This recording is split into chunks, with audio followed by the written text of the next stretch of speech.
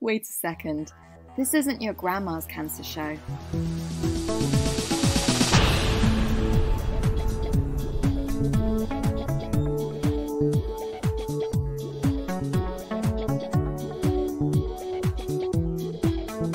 Not your grandma's cancer show.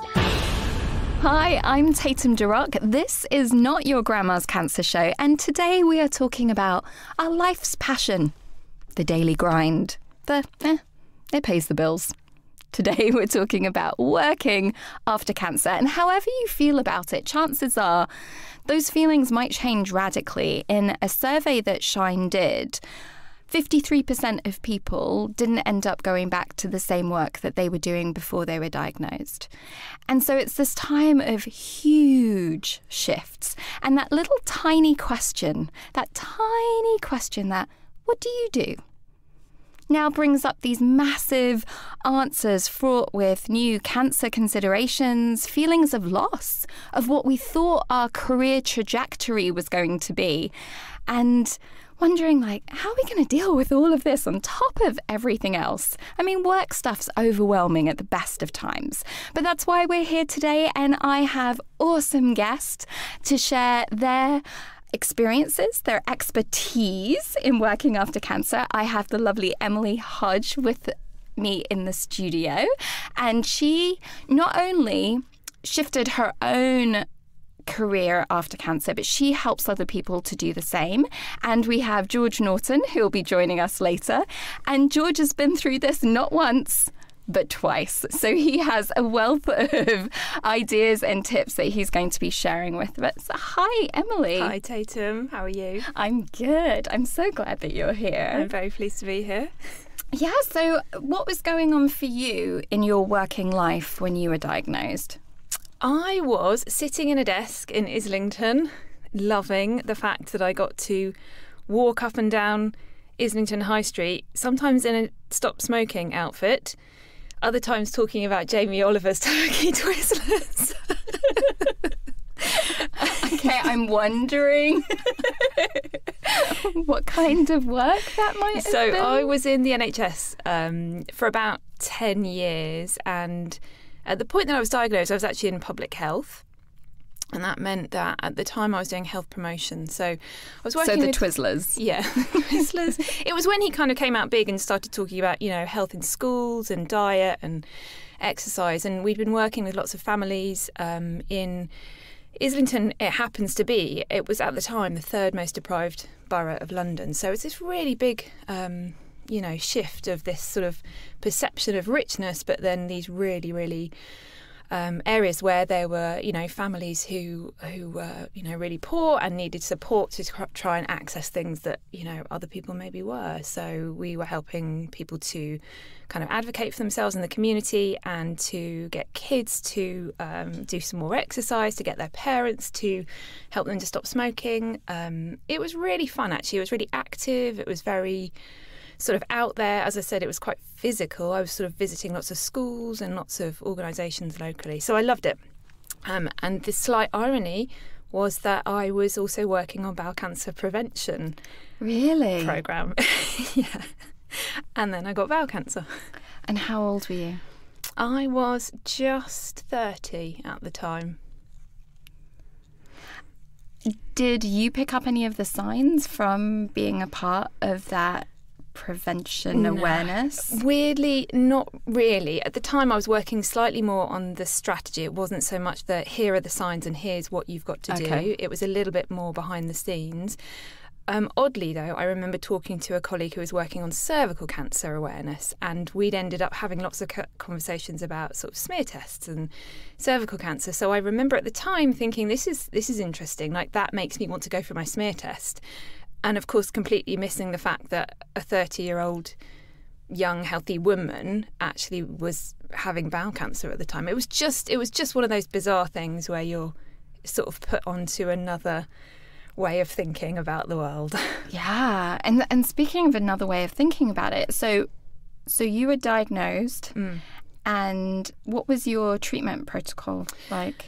It was a reasonably normal one for a bowel cancer patient, although there were a couple of things that were quite a bit more radical. So because I had the cancer came as a result of lots of polyps, and they found lots of polyps in my bowel, which meant that I'd be at huge risk of getting bowel cancer again if they didn't remove the bowel. So they did pretty radical surgery, which was to remove the whole of the large bowel and resection where my small bowel had been to my rectum, and I had a stoma for about a year and a half.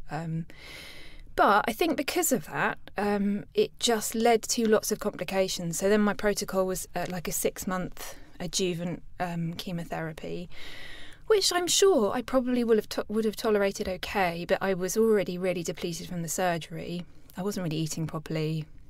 I was just talking about this yesterday, actually, weirdly. You know, when you're in that sort of state, I was actually just malnourished. I couldn't get enough food and water in me, so I was very thin. And then going into chemotherapy in that state is just not good for anybody, really. And I happened to have just a really odd chemotherapy experience. I had all of the rare reactions that you're never meant to get, like all of the 1%. You know, when you're looking at the leaflet and you go, oh, well, that's quite common, that's quite a bit less common, really rare. I mean, I could have ticked them all off. I seemed to sort of go through the list about, oh, yeah, there's that reaction. Oh, yeah, there's that trip to A&E again.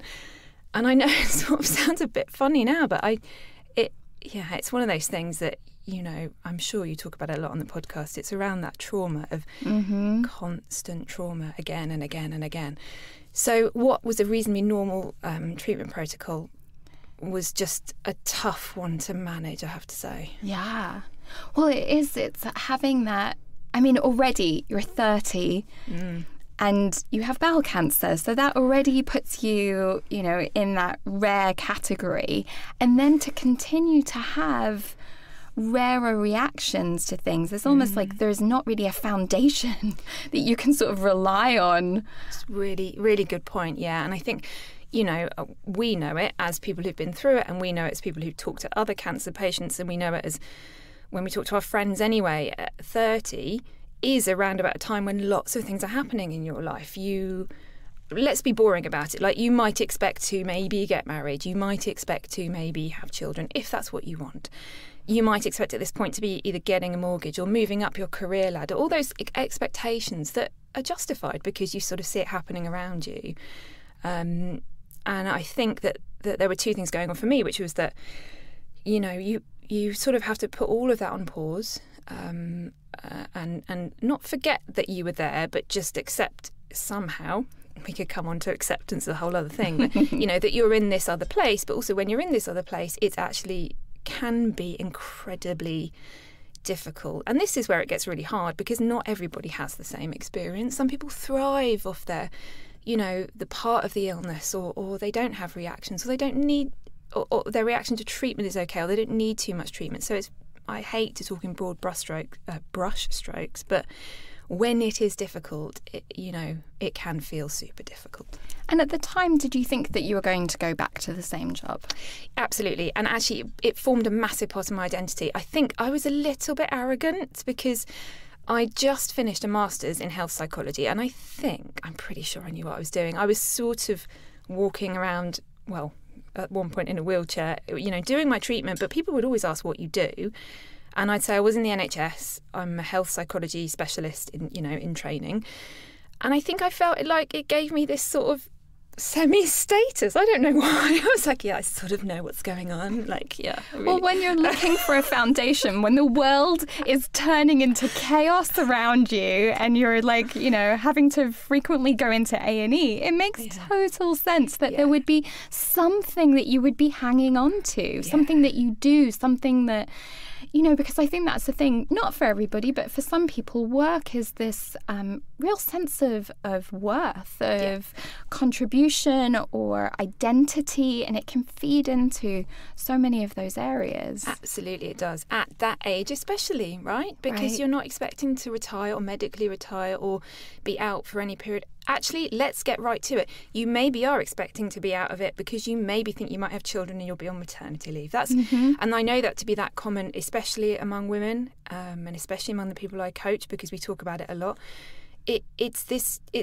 Wait a minute. I thought I was going to go there, and now I'm off, but for different reasons. And at many points, people feel like they're retired because you're kind of, well, I don't have anything to do other than get better.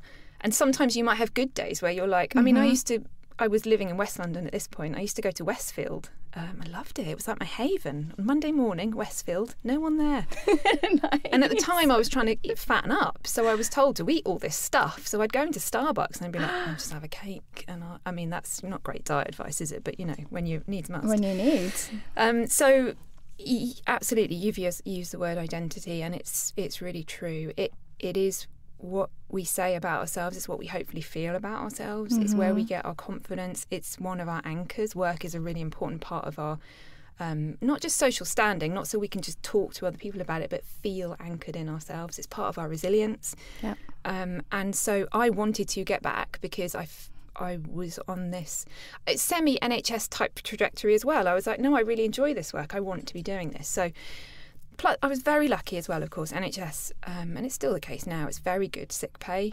I'd been there long enough that I'd accrued enough to be quite safe. It was at the time that lots of things were going on around. So Andrew Lansley came in and sort of like changed all public health stuff. He was the MP at the time, health secretary, and it was around about the time lots of changes were being made and lots of redundancy. So I was actually off sick when all this chaos was going on, and I was like, oh, it's probably best because I'm a little bit too, like, I would have got really, really into it and been like, oh, we're keeping our jobs, you know. So I was out of it in another way and then came back to a safe job. But I can reflect on it now and say that despite having, I think it was something like 15 months. I mean, that's pretty exact. It was 15 months I had off work.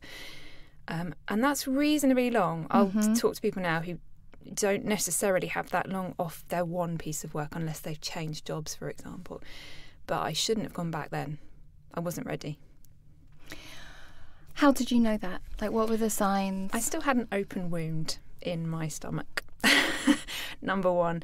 I just wasn't well. I wasn't well enough yet. I was really putting myself under loads of pressure. I was tired. I was quite angry. And I've talked about this a bit, and it's quite an interesting part of it. I was just angry that I had to go through all of that, and I was angry I wasn't better yet. I was really holding on to this, like, I haven't been a very perfect cancer patient. I've been a bit of a non-perfect cancer patient. Like, I haven't run a marathon, and I look really feeble, and I'm not making money for charity, and I was just like, I'm just really angry. So I knew I wasn't ready because I felt pressure. And honestly, of course, I've looked back at it and that pressure came from me, really, and no one else. But that's where it comes from. Oh, we do. We just pile it on, don't we?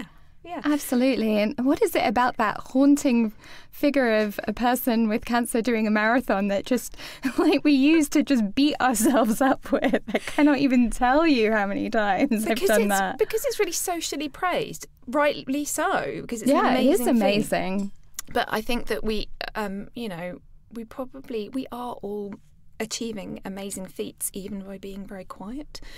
And that's something that we can all hold on to, cancer or not, right? That's like us in the social media world. Just because you're not posting every day or telling people everything you're doing doesn't mean you're not achieving stuff or doing stuff really well or having fun doing what you're doing or impacting people's lives in some way. And that's like a, global message. So, when did you decide to change it up? When I discovered that my work weren't going to let me go part-time, which is interesting because I've since looked back at this and thought, I probably could have fought that and, worked a bit with the system to get part-time because I should have got reasonable adjustments. However, I just knew that I wasn't well enough. I was like, I'm here to sort of just be at work and then go home. We'd actually moved out to Surrey at this point, so I was commuting. And at that point, it was like, I'm not well enough to commute like this and work in this way. Plus, I went. It was the messages that were coming at me when I was back at my desk, and they were pretty hard, to be honest. I was still looking at all this bowel cancer prevention stuff, and it was just a bit too much. Yeah. And I just got comments that if you're resilient and you're feeling happy and well, that would roll off roll off your back? Yeah, roll off a duck's back. Thank you. My back or a duck's, I don't know. Would have been forgotten, but unfortunately you're not in that place when you're not feeling resilient or happy or armoured up, the comments that come at you really have a huge impact. Like, how long have you been off work, Emily? Oh, it's about 15 months. Oh, it's just like you've been on maternity leave, isn't it? And, I'm happy to share the other rarity about my situation was that I was pregnant when I was diagnosed. And so I had this other whole psychological thing going on about, whoa, we've lost this pregnancy. I've now got this cancer to deal with. I've now got to go back to work when I should have been on maternity leave. Yes. So yeah, that is part of my own story. And it just was too much. It was too much, and I recognised it, and I was rushing and angry at home. I was like, this isn't a way to heal from cancer at all. It's not at all. So it took me a little bit too long to make the decision to leave. But me and my husband, in fact, my husband was kind of like, you need to leave. You need to leave. You're not well. This isn't right. You're not happy. And I was like, but I've got to prove that it's fine and I'm back to normal and I am who, and I can say I'm, this person who's done it kind of thing. And that's just ridiculous. So I decided to leave there, but also wanted to go on to a different project. So I actually moved into some different projects in less full-time work. I went into Carers UK, which was a great place to work. And then I actually moved into working with Macmillan. And so that probably took about 2 or 3 years. And at that point, I was going through some more changes myself. My whole body was still healing. My brain probably, as much as I was trying to help it heal, I saw specialists. I was very open and honest about needing help. It just was this idea of the cancer impacting me even years down the line. And I felt like this wasn't right. And outside of that, I'd also been thinking in the background, when I'm ready, when I'm well, and when I'm okay, because I knew that needed to happen. I had seen the massive gap that I had experienced, which was I didn't always want counselling. I wanted somebody to help me sit and think about my plan. I wanted somebody to almost lay it on the floor with me and go, well, where do you want to go? What choices do you want to have? How do you feel about those things? What do you value now? Where's your confidence? What do you feel strong and resilient in? Likewise, where do you feel like you crumble? And what situations do make you feel less strong and weak? I wanted somebody to do that with me, and so I found a coach. She was amazing, but she was very much a career coach, which was fine. But I realised, I was like, you know what? This is interesting. What happens if we could develop a cancer coaching service that is around using, the experience, yes, my personal experience, but hopefully my professional background, as I said, when I'm ready, to help people to do that themselves, to yes, change their career, but maybe it's other stuff as well. Maybe it's to talk about fertility options. Maybe it's talking about relationship issues with the context of understanding cancer behind it as well. So there's so much in there. And one of the things that the points that you made is that the length of time that the impact has. You mentioned it was several years later, and I think people, there's such a rush to go back to work and prove that you're back for some people, that there is not necessarily a lot of space for people several years down the line for things to hit. But of course there are those long-term impacts, the family that you had expected to have, the medical security that you expected to have, the income maybe that you expected to have, that actually years afterwards you're still dealing with those ramifications and can still need help. And I know that you're running now a Working After Cancer for Shine Cancer Support. Can you tell me a little bit about that programme? Yeah, well, when I decided that this was something I was ready to do, and like I said, I really tried to be as honest, I guess the word is authentic, about this as possible. I wasn't just trying to, I'm going to help other people, because I really struggle with the part of I didn't want to help people because I was struggling. I didn't want it to be I'm going to help you because I need to feel better about myself, if that makes sense. I was so really just wanted that to not happen. So I needed to get better, which I did, to an extent. And then I started my own coaching training. And that was when I was looking for participants. So I approached Shine, who I'd been sort of semi-working with, volunteering with since, they started, which is how I know you as well. And I just said, look, what about I have to get participants for my coaching school. And if you're interested, why don't we do this as a coaching pilot and see if it kind of works and see what people's before and after effects are? And Shine very graciously said, yes, let's do it. So we had about 10 participants. We advertised for it, and that was about 2.5 years ago now. And it was just this lovely way of building up a programme, which we've now built up further, in order to help people at a point in their lives where they know they want to move forward from something. So, the programme is designed so that people get a certain number of sessions. They come with a few goals, and we get to work on those goals really clearly. So the thing about coaching is that it is quite defined. You generally work on things that the person is really wanting to change. It's not so much about let's look at your childhood and let's analyse it all and pull it all apart.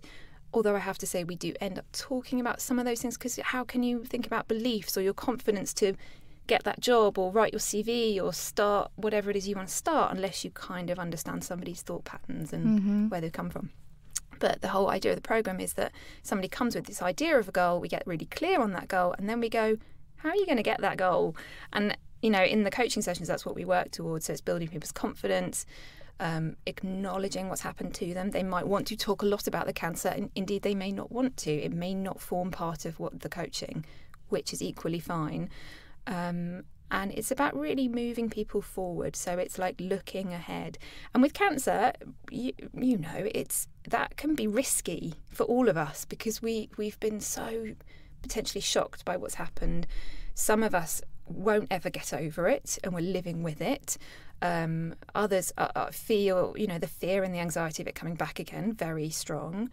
And others still, maybe, like that, they're kind of done, but it's still in the back of their mind that this thing has happened. So we're all dealing with this trace of memory. Either it's very present still, or it's in the past and we're moving away from it. But either way, we still want to know what we're doing next week or next month, or, in 6 months' time, or in 4 years, if that's relevant for us. And I think that's where this programme is really important, right, despite cancer. And you kind of need people around that understand that, because I think when you're talking to other people, just, thinking about 6 months or a year into the future can be so terrifying. And stepping out of your comfort zone can be so terrifying, because again, we're like trying to find, sometimes in magical thinking, but we're trying to find safety. Yeah. And, so we do things, and we maybe hold on to places or things that we've done, to kind of wrap ourselves up in. Yeah. And I think it's really important to be able to talk and also understand that, just even thinking a year ahead, that can be terrifying, and that's okay that it's terrifying. Yeah. And sometimes just even knowing that, I think there's something powerful. There about, it feels powerful actually. And you're also, as a coach, my training allows me to talk about psychology related stuff, but I don't sit there and diagnose someone if I think they've got a mental health issue. However, it's impossible not to talk about those things, because anxiety, PTSD, depression, trauma come up all the time in this work, because you're naturally dealing with someone's stuff. You can't ignore it. Actually, I think I'd be a bad coach if that was ignored. No, I wouldn't be a bad coach. It just wouldn't be the style I think is appropriate for this work. So, it is about looking, despite those things, despite maybe having an anxiety disorder now as a result of your cancer, despite maybe now having trauma, where do you still want to go? And that's quite like, whoa, I've been living in this like tiny little world of hospital. I've been controlled to the nth degree. I've been let loose. I'm shocked because I just thought I would be really happy, and now I'm really confused about this. And you're telling me I'm allowed to think a year ahead? Like, what? Where you maybe have only been thinking about next week because you've got 7 appointments you need to fit in, and you need to pay for parking that you got a speed ticket for, blah, blah, blah. So it's actually really freeing, and quite... I'm doing this with my hands. What am I trying to say? What's the word? It's like quite relieving, I think. In the coaching sessions, we laugh, we cry. Usually the other person cries, as opposed to me. Well, it'd be okay if I did, but and it's about allowing ourselves to believe things could be different. So it's not about saying, get over the cancer now. It's all done. Put a line in, draw a line in the sand and like move on. It's like, all right, we know, yeah, this happened. I absolutely hear you. And it's still going on for you maybe. Where do you want to go? Even with that feeling, even with that, like, what do you want to do? And we're going to talk to George, who's going to share with us what he did with those feelings. Amazing. Not once, but twice. Yeah, my goodness.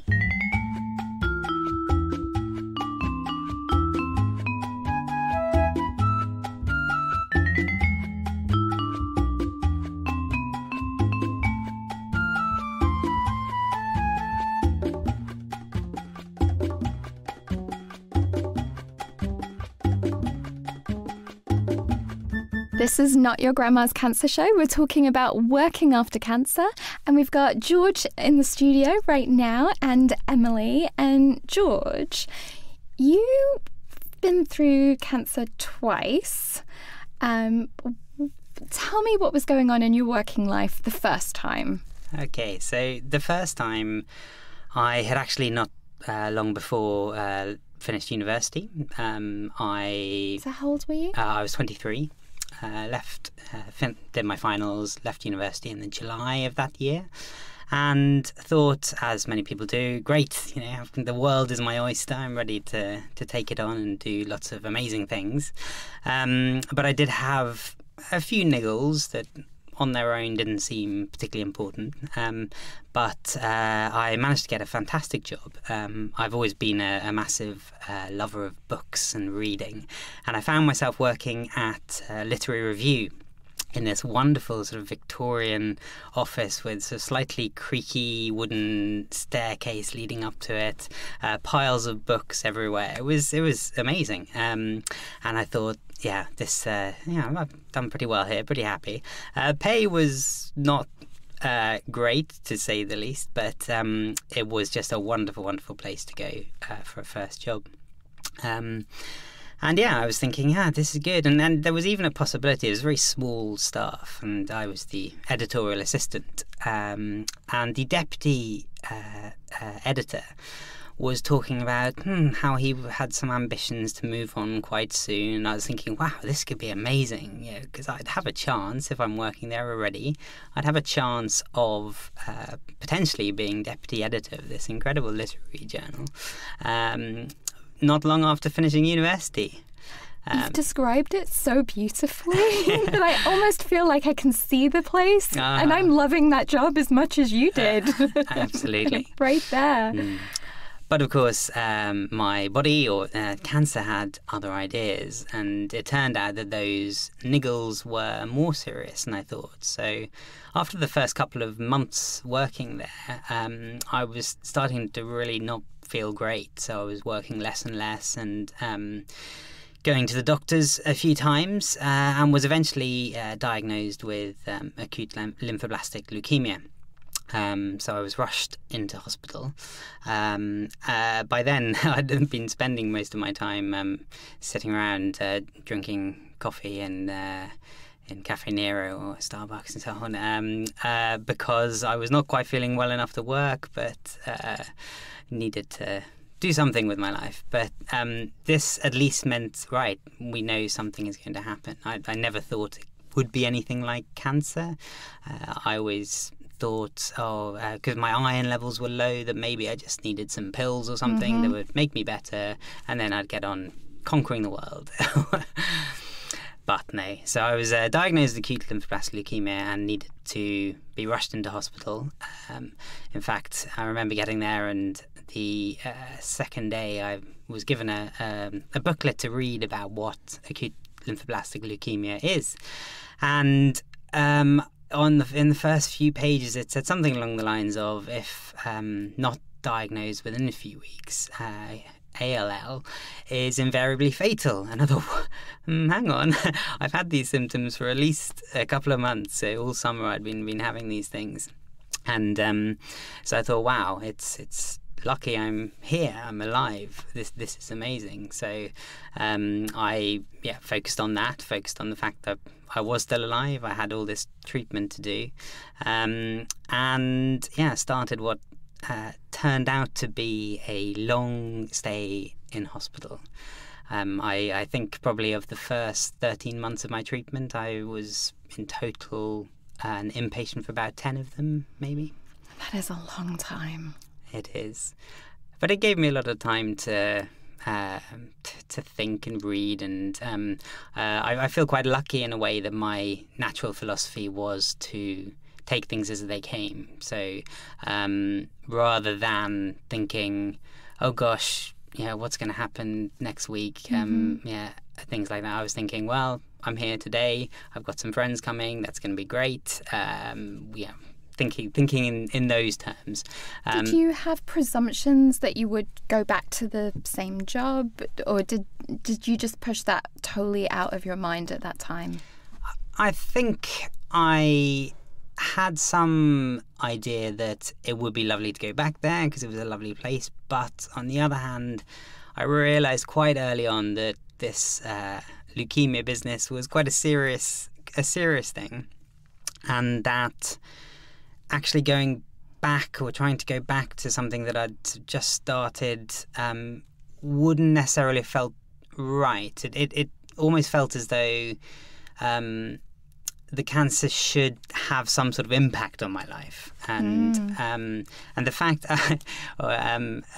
fact is, because the pay wasn't fantastic, I was kind of just about scraping by in London, first job, staying with friends at a reduced rent and so on. I thought, and I think particularly because I was in hospital for so long, it really made me think, hang on, I think when I do get out, that I would like a fresh start, do something different, maybe a bit more proactive about my career, rather than thinking, oh gosh, yeah, maybe one day the deputy editor will move on and I'll be able to move into that.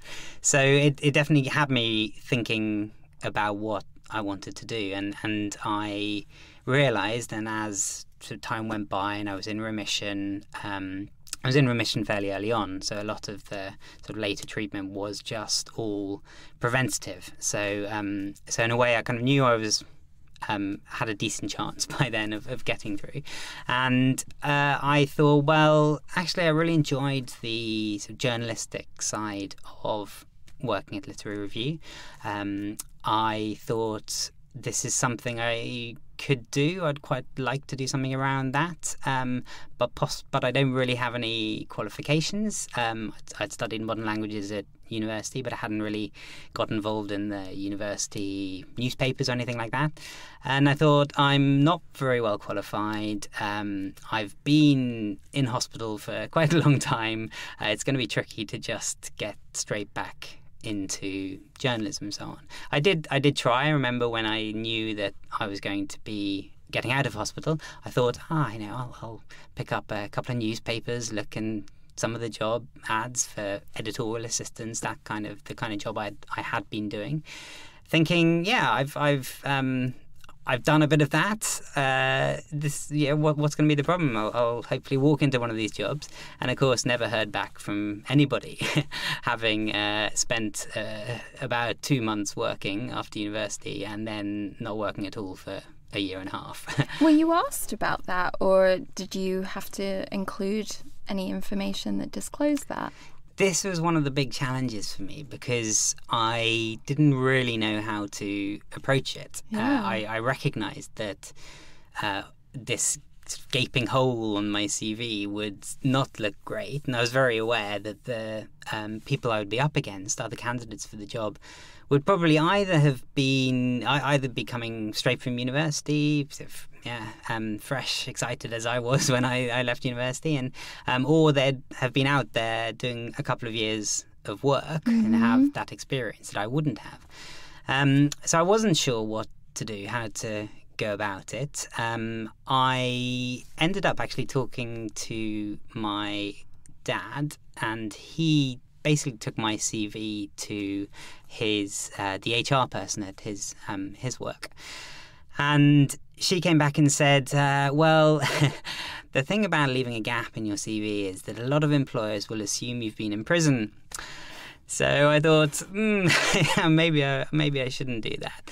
So I to try to think of a way of sort of filling it in. And I can't remember exactly what I put in the CV, but I do remember what I always tried to say. I tried to turn that experience into something positive.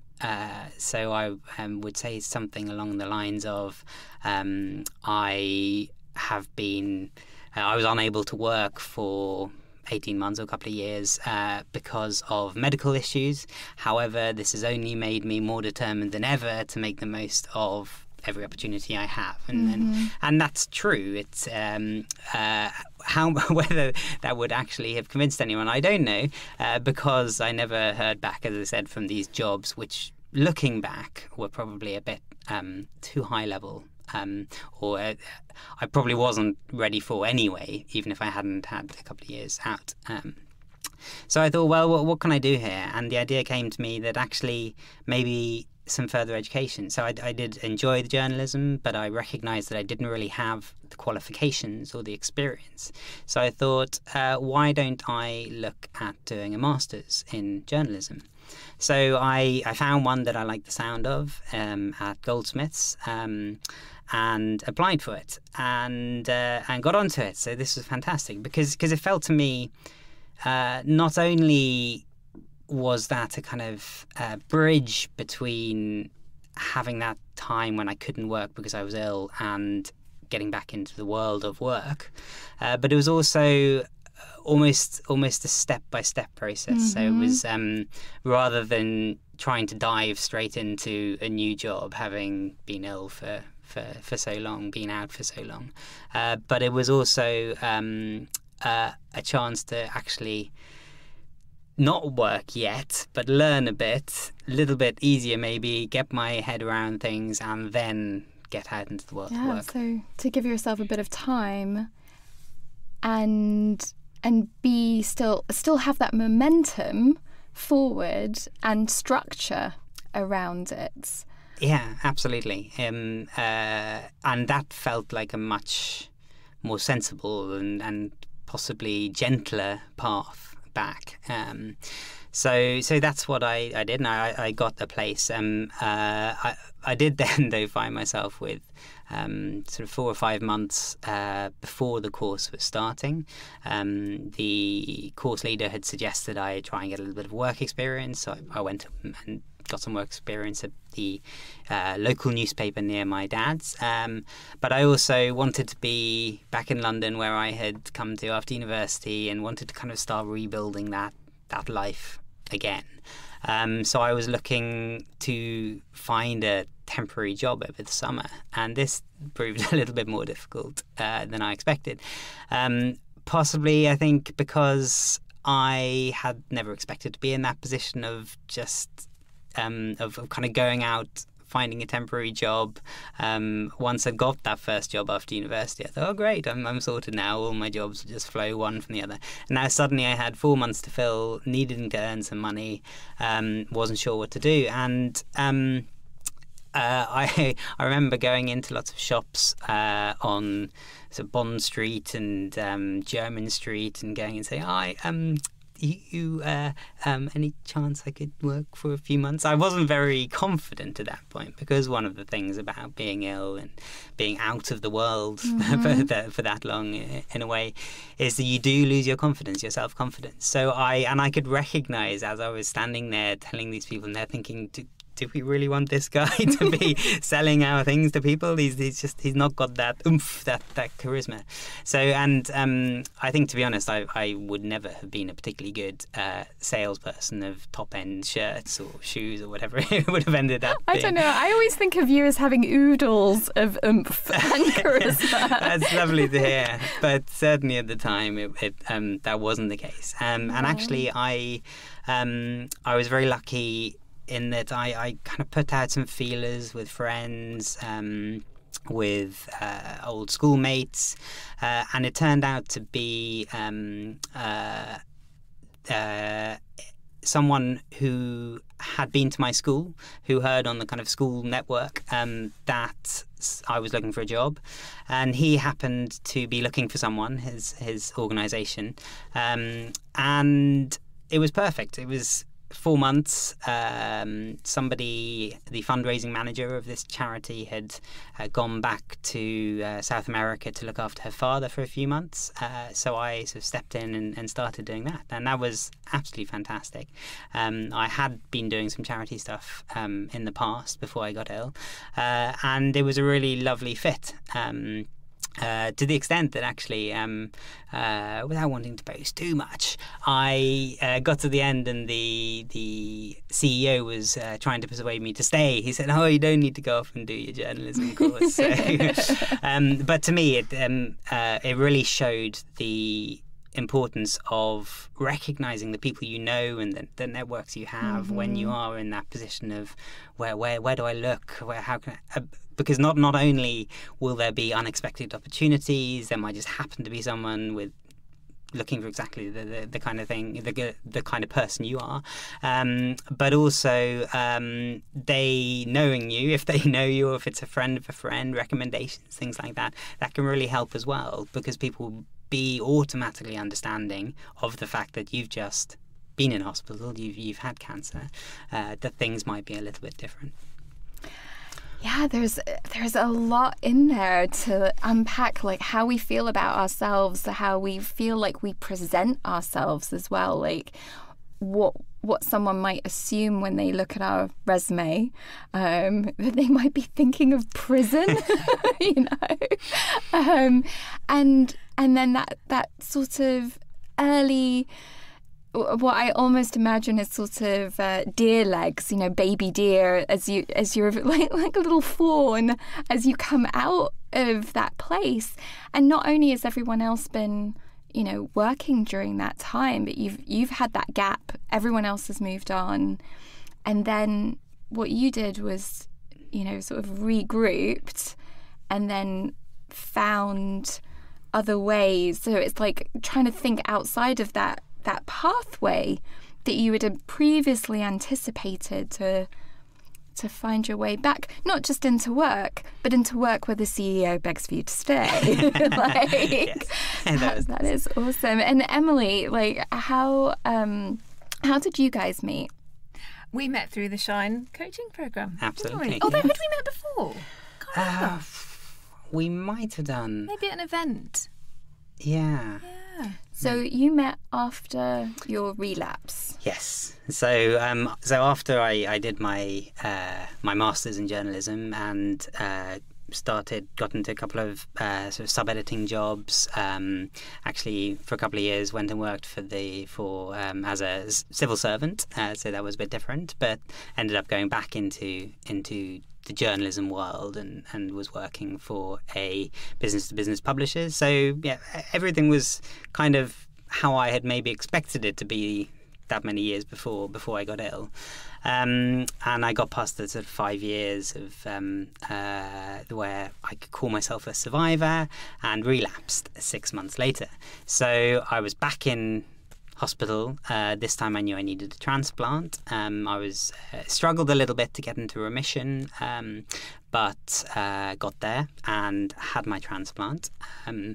Got out again, and once again was faced with the question of, well, what do you do with work now and life, and how do you kind of get back to what you wanted, or what is it still what you wanted, and things like that.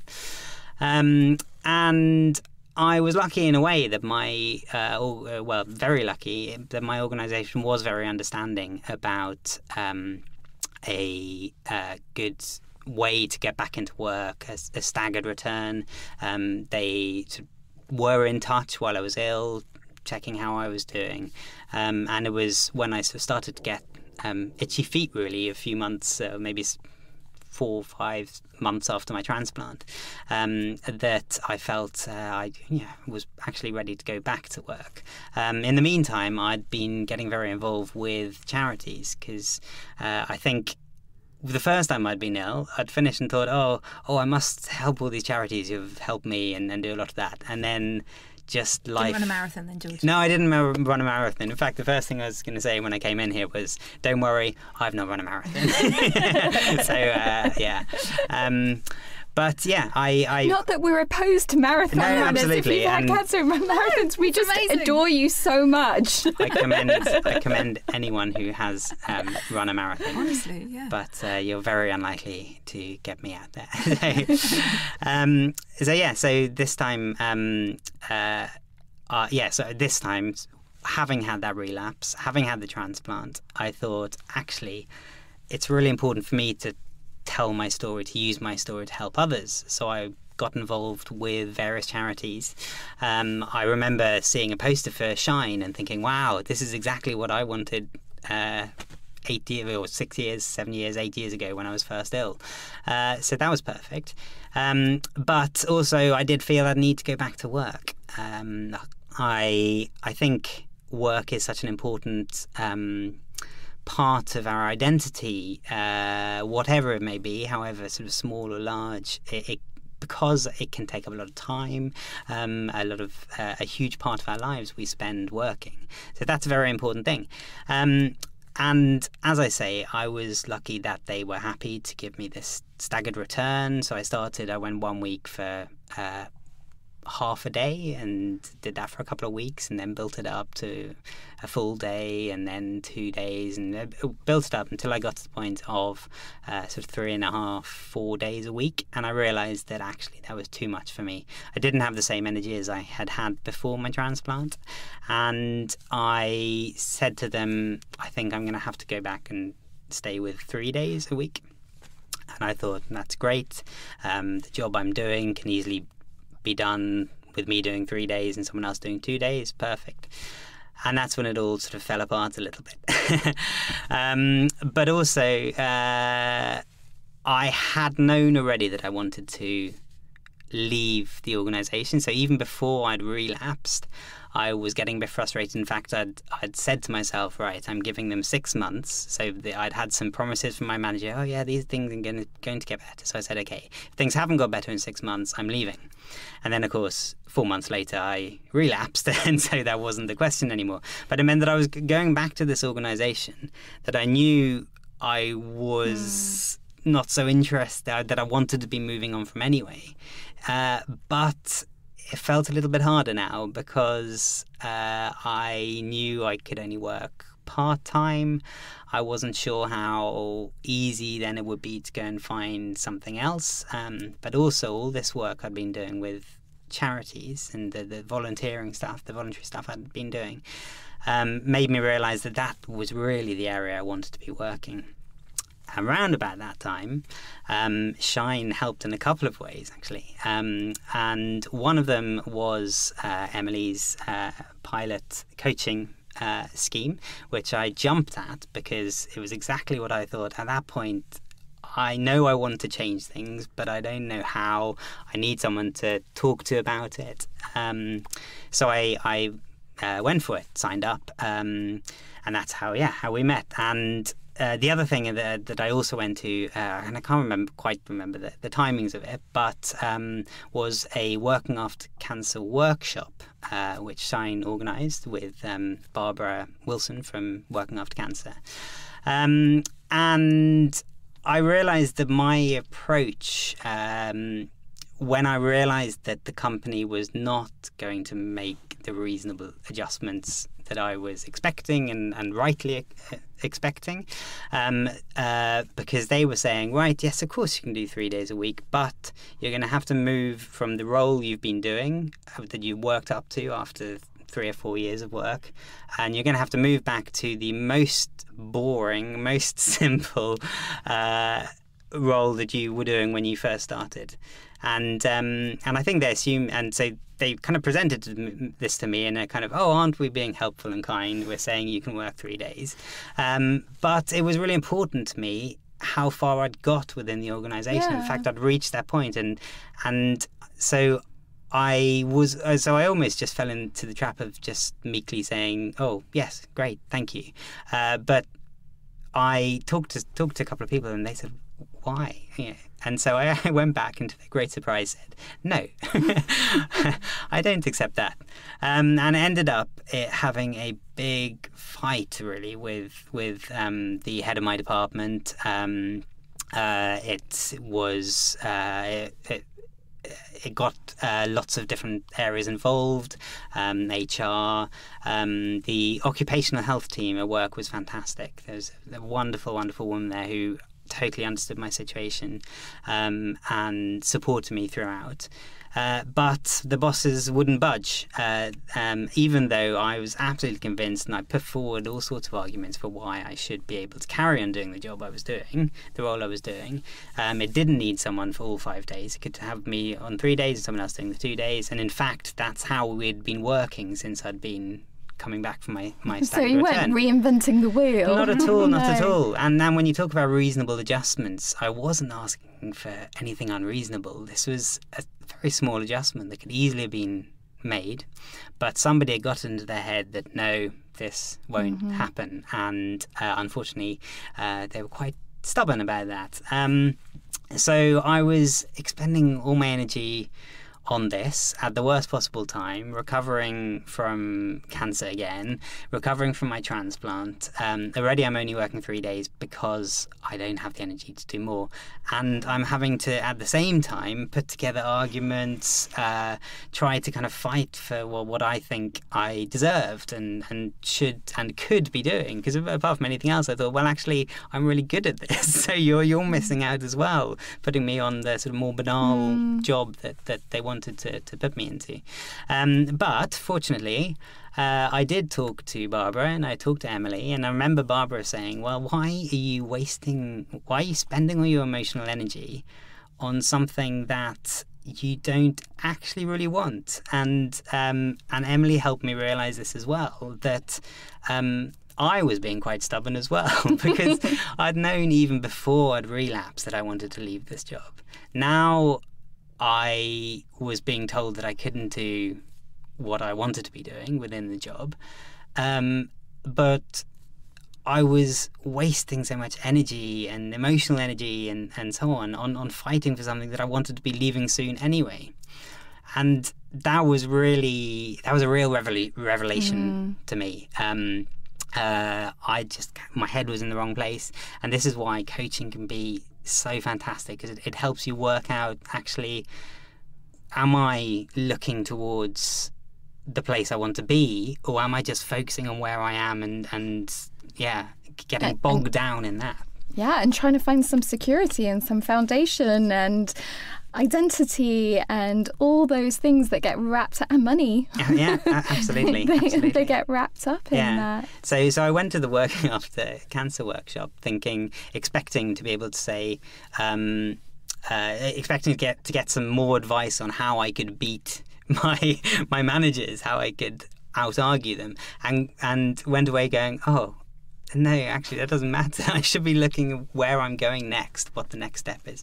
And it really helped talking to Emily about this. And you got your dream job. Well, didn't yeah. you? So I worked out. We realised that I wanted to be working with charities and in the charity sector and so on. And so I realised, well, actually, I need to do something towards that to actually get a little bit more experience. Because again, I didn't want to it was difficult to just dive straight into something completely new where I didn't necessarily have the experience. And so I joined the well-being team at work, and suddenly work went from being this horrible sort of dark place that I just wanted to get out of. I remember this point as well. You literally, it was like on our second coaching session, you were like, actually, there's this new opportunity that's come up, and you were so excited. I remember that really clearly. Yeah, and so suddenly I thought, well, that's fine. I can get my work done, and then I can enjoy this stuff I'm doing with the well-being team, which seemed so much more important to me, and gave me meant that it wasn't a case of, oh, everything's going to be great once I get out of here. It was actually things should be great while I'm here, and that's always been a really key way of my thinking when I've been ill, was always saying, well, rather than thinking once I'm out of hospital everything's going to be great, I always thought, well, how can I make today great? And I hadn't applied that thinking to my work, and suddenly I did, and everything was much better. And so I could then, in my own time, start looking for these jobs, looking for these charity jobs, and again going back to that sort of networking, that talking to people you know.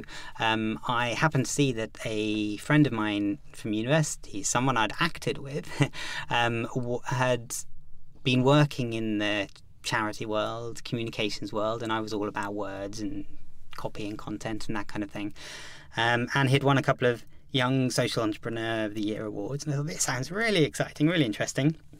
Got in touch with him, and he said, "Oh, I'm looking for someone to look at our content and our copy."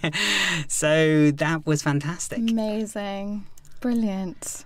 So now I'm working there. It's and I'm working with the charity sector, which in some ways to me is even better, because rather than just focusing on one charity, everything's always different, because I'm working with lots of different charities. I'm working as a copywriter, and we help small to medium-sized charities go digital and make the most of technology.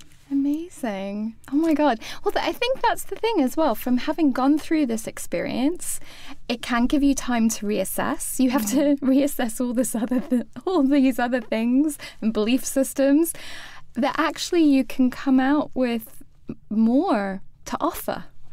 And although there can be a time of a real lack of confidence, a real lack of, feeling behind, which sort of been echoed, where it is placed in your life, mortgage, children, career opportunities, that actually from all of that can come a greater understanding and a greater amount to give as well. So if somebody's listening to this right now, and they're thinking, okay, I'm at the beginning of all this, So if someone's at their first inklings of wanting to change things up, to tap into what's going on for them, what's like your top tip that you would give them? For me, I would honestly ask them just to go slowly. It really, really is about not making rush decisions, potentially taking as much time as you can to work things out. And of course, I've told you that I think I went back too soon, but this is what I hear again and again and again. When you are in your 20s, 30s, 40s, you're expecting to be working, mostly. And so I think part of it is this: I've got this pressure that I feel I need to make a decision right now. Now, part of that pressure might be money. I'm not going to lie, a lot of people need to go back. Of course we do. We have mortgages or rent to pay. So there are money factors to take into account. But actually, if we work out how much money we really need to survive or to run our household or to live a life that feels good to us, then we can start to play around with maybe a little bit more freedom. And either that freedom gives us some time to make better decisions, or it gives us space that we can start to make good decisions without feeling overwhelmed. So really the word is space and time, because you will feel like you want to make that decision really quickly, and inevitably we feel like we've got the weight of the world on our shoulders. George's story, I know most of it, but hearing him again, actually it reflects what a lot of us kind of go through, which is our bodies are healing very drastically from huge amounts of stuff that's happened to it. And you heard George say he went here and he did this and he made these phone calls and he went for these interviews and then he did this thing and then he spoke to these people. That at the best of times is energy draining. Even though it's exciting, it's like adrenaline, right? But you're using up so much energy when you do that. So doing that on top of recovering from a cancer experience is just exhausting. I'm not saying you shouldn't do it, but just remember that's what's going on for your body, and your brain is also kind of remembering how I feel about all this stuff. So space and time, because honestly, there won't be many other times in your life that you'll have it. It really, really won't be, unless you make it happen. So where you can get the space and time and allow yourself some freedom, ask yourself where the pressure is coming from to not have space and time to make these decisions, and then make great decisions as a result of that. I love that. And actually, if you're looking for more resources, Shine has a whole Working After Cancer page that you'll be able to see George's lovely face on, because he's doing interviews there with Barbara, which is a bit more on the employment law side of things. Like today we were talking more about kind of the emotional collecting thoughts around it, but sometimes, you want very specific, concrete, what companies are supposed to do and not do, and those interviews also cover that information. And there is the Shine coaching program as well. There is, yes. So Thoroughly recommended. thank you so much, Emily and George, for being on the podcast, and hopefully you'll come back again soon. Thank you. Love to. Absolutely, me too. It's been great. And let us know what you think, what your experiences are. And obviously, working after cancer is a huge, huge, huge subject. So if you have something specific about it that you'd like covered in a podcast, drop us an email, info@shinecancersupport.org. Till next time, see you later.